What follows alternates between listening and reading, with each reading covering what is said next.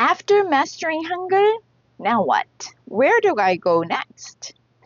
Whenever people start learning Korean, they usually look up information, and all the videos and teachers, myself included, say the same thing. Start by memorizing Hangul and vocabulary. But what happens after you memorize Hangul and say about 100 words? Can you now put them together and make a sentence, even a simple one? Probably not. So now you have to learn the grammar.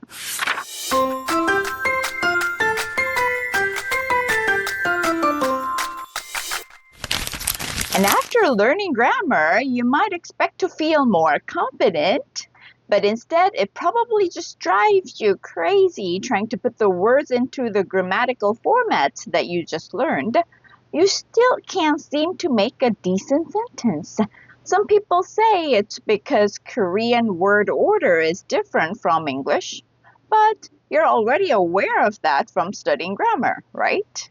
So, what's the real problem? I say it's lack of listening. Words that aren't heard cannot be spoken. This saying is popular among language learners, and I completely agree. When I teach Korean or English, I often notice students underestimate the power of listening. They think learning by listening is maybe too slow or illogical, believing that memorizing more words and grammar will lead them to faster progress. I actually have the opposite opinion. Here's why listening is key and how to use it to solve your Korean language challenges. Number 1, it will solve your pronunciation struggles. Many students say that Korean pronunciation is tough, especially when it changes from how it's written. So for example, 한국어, it's written as 한국어, but when you say it like 한국어. 한국어. It's much softer, right? So listening helps you pick up this kind of natural pronunciation along with emphasis, pauses, and connected sounds, things you can't just memorize from reading or memorizing. Number 2, you can get used to grammar a lot more easily. When it comes to particles like 있는, 이가, 을을, or verb conjugations, you might hear your teachers say, you just know by feeling. Or it's a nuance thing. Oh, you'll eventually pick it up later. It sounds very vague, right? Memorizing grammar rules alone won't make you speak naturally. By listening, you get used to how the sentences flow without forcing grammatical rules into them. So, of course, you will have to study grammar. I'm not saying by listening it's a magic that you will pick up everything. No, that's not what I'm saying. But by listening, the grammar you learn and memorize will become a lot easier to understand. And when you say, you don't have to constantly think, oh, is my grammar correct? What if I say it wrong and they misunderstand me? But it will come a lot more naturally if you do more listening practice. Number 3, vocabulary and expressions. Of course, this one again, you will have to learn and memorize some vocabularies and expressions, but you will naturally pick up common words and expressions by listening, right? So memorizing dictionary meanings won't help you know when or how to use a word in real situations. So, often people say, oh, you have to get away from your textbook, or what you learned from your textbook is not used as often as what you hear from your favorite dramas. Or when you say something, maybe your Korean friend will be like, that sounds a little awkward, because you only learn from your textbook. So by listening, it'll help you to get used to the natural way of using certain words or expressions. So listening to sentences in context helps you see how words are applied. which is one of the big challenges that you will face when you start learning Korean and you start applying your words into sentences. Number 4, immersion without traveling. You may think that to truly immerse yourself in Korean, you have to actually come to Korea to study, right? But many people who come to Korea end up hanging out with other foreigners who speak English or English-speaking Koreans and barely use Korean. Like the only times they would use Korean is when ordering food at a restaurant or something. So that's not really the kind of immersion that you were thinking about before you came to Korea, right? So cognitive immersion, like listening and actually engaging with content, can be more effective than just being physically in Korea. Actually, the idea of immersion is a different topic, and I'll probably deal with that later in another video, so I won't go into details on that today. But think or rethink about your idea of immersion, because a lot of times I know that you just can't be in Korea to study Korean, right? We have work or other studies or family or financial issues. A lot of other things come in your way. So don't think that you have to come to Korea to study or fully immerse yourself in the language, because there is a good way to immerse yourself even at home too. And I will try to guide you in that way so you can actually have effective learning just by sitting at home. Now that you understand why listening is so important, I will tell you how you can practice all-round Korean listening at home. Number 1, choose your listening material. Although you might want to study with your favorite Korean drama or TV shows, I do not recommend it for beginners. Instead, use a basic Korean textbook, or Level 1 topic book is actually good, which covers essential vocab and expressions. But wait a minute, you just said learning from a textbook is not a good way, or is not really a natural way of speaking, right? Yes, I did say that just a few minutes ago, I remember.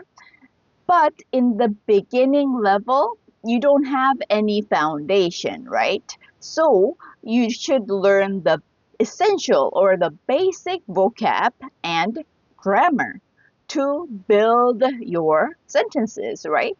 So that means you need some kind of guide. If you have a private tutor or a teacher, that's perfect. But if you don't, a lot of times when you're studying alone, you probably don't, right? Then you have to start somewhere.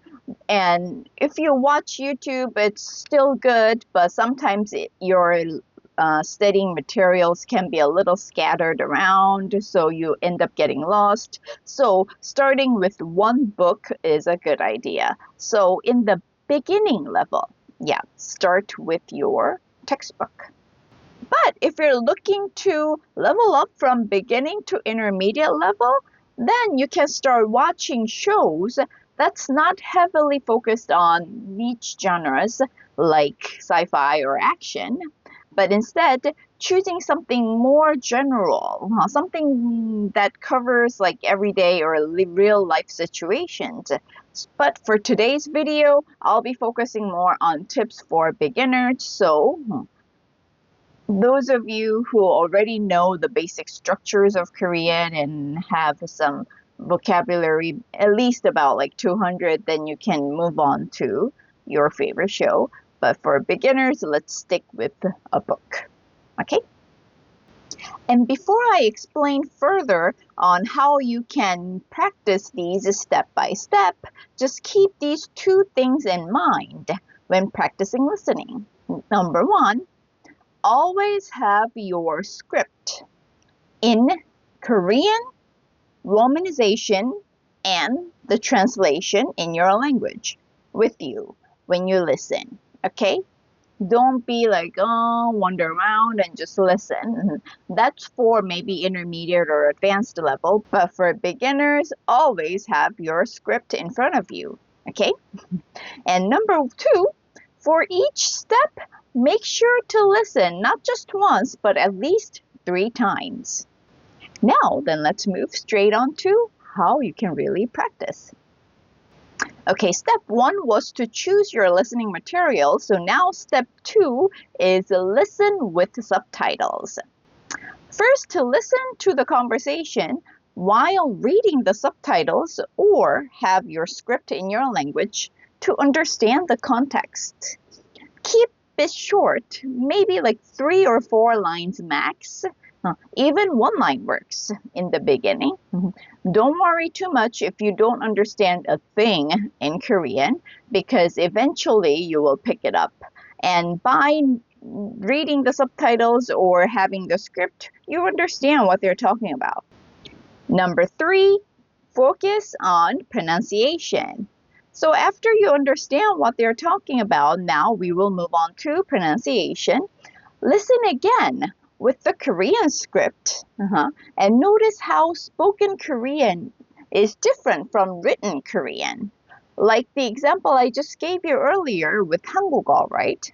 It's written as 한국어, but we say it 한국어, right? It's hard to, almost impossible to memorize or to know just by reading the text. So the best way is to listen and notice how they change.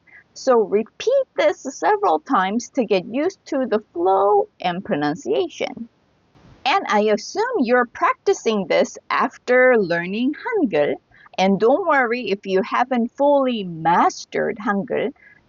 If you just know how to read Hangul, maybe about 50 or 60%, that's still okay, because after this kind of listening practice, you will be able to read Hangul 100%. Okay? So if you can't read automatically right when you see something written in Hangul, that's okay. Yeah, don't worry too much. Just as long as you know how the Korean alphabets work, then you're good to go. Okay? And even after studying Hangul, it may still be a little difficult for you to read in the same speed as you listen. So refer to the romanization when you're struggling. It's okay for now, but eventually you will have to stop relying on romanization and move on to reading Hangul directly. So after you go past this kind of beginning level, you will be able to do that. Number 4, study the words. After listening several times and now you understand the differences in sounds and how they change, now you have to remember your words. Your book should explain the words and expressions, but if something's still unclear, Google them to check both the meanings and pronunciations and memorize them. Number 5, now it's time to read out loud. Now try reading the sentences out loud alone. It's okay if your pronunciation isn't perfect yet. Compare how you sound with the native speaker and mark the areas where you struggle. So read it out loud once by yourself and listen again and compare your own speaking with the native speakers. Number 6 is shadowing, and this is the key step of this listening practice. Think of yourself as a parrot. You know what parrots do, right? They repeat after humans say something. So you will be doing that too. So listen to your sentence or a short conversation and repeat exactly like how you heard it. And don't add any of your interpretations or emotions into the sentences. You will just copy what the listening says.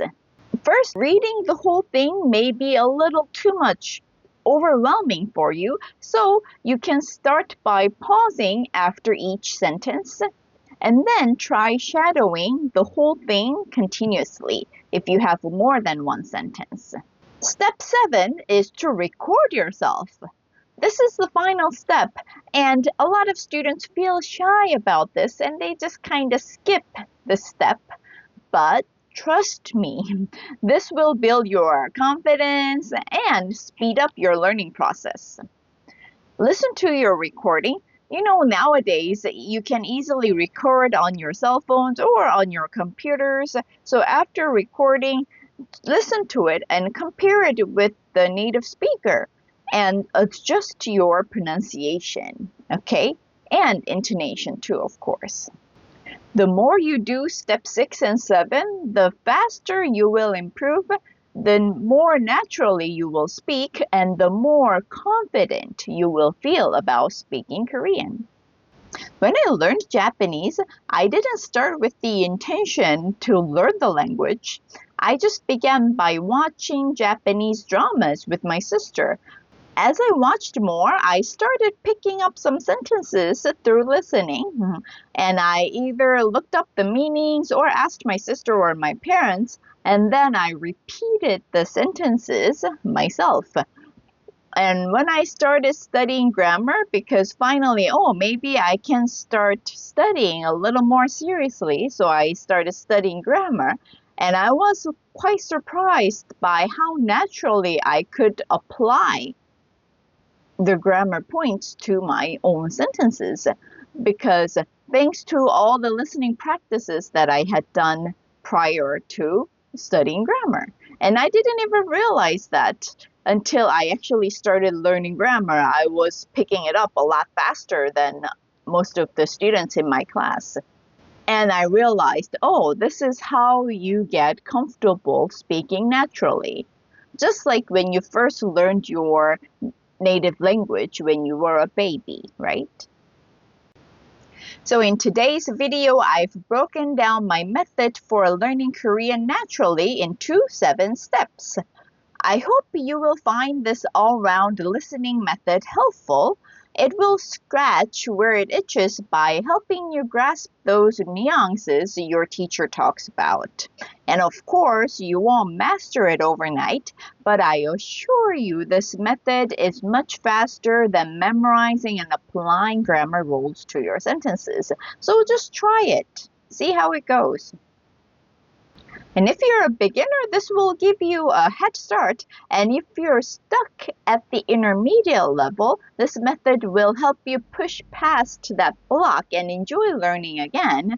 So I hope you really try it, especially if you're studying Korean on your own. If this is your first time learning Korean, you might feel lost about where to begin or even which book to choose.